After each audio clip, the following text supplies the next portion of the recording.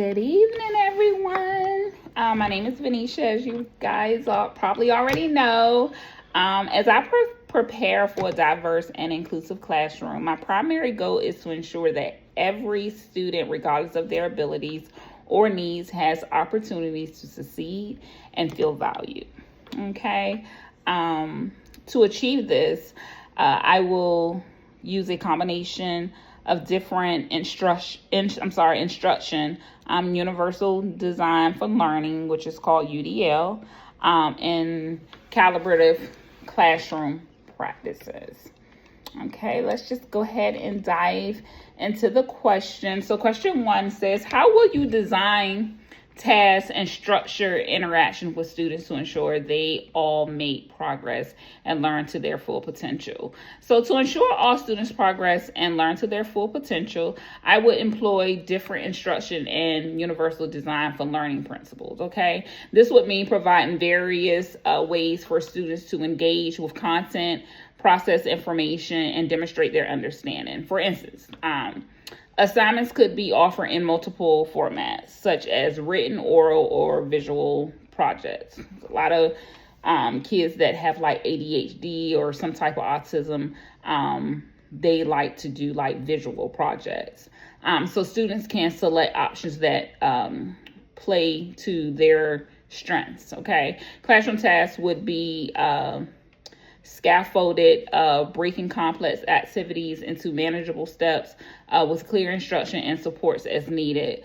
I would also use small group work strategically, mixing students with different abilities and interests to foster peer support and collaboration.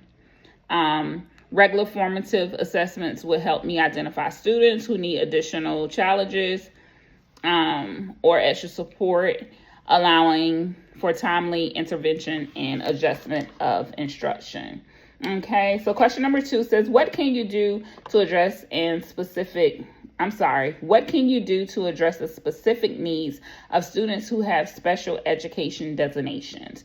So addressing the students' needs with special education designation starts with understanding their individual education plan, which is an IEP or 504 plan, and collaborating with special education professionals and families. For a student with asthma, just using that as an example, I would ensure quick access to medication and maintain a classroom environment free from asthma triggers.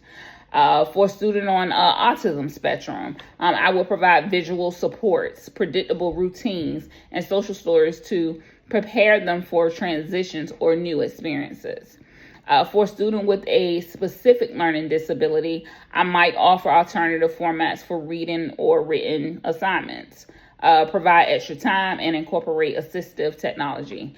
For students with ADHD, I would implement clear behavioral expectation, frequent breaks, positive reinforcement, and flexible seating options to help them stay focused and engaged.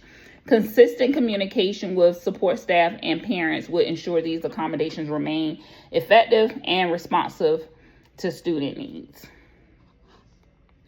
The last question states, how will you remain confident in your abilities to be effective in this situation? To maintain confidence, I will focus on ongoing professional learning, and seek guidance from colleagues and specialists whenever needed. I will remind myself that teaching is a continuous learning process and that it's normal to face challenges, okay, in a diverse classroom. Reflecting on my successes, even small ones, will help reinforce my belief in abilities, building supportive relationships with students, and fostering a classroom culture of growth mindset, where mistakes are seen as learning opportunities, would also strengthen my confidence. Finally, my belief in the power and value of inclusive education would motivate me to persist, adapt, and grow as an educator, knowing that my efforts can make a meaningful difference in each student's life. Alrighty, you guys have a wonderful evening.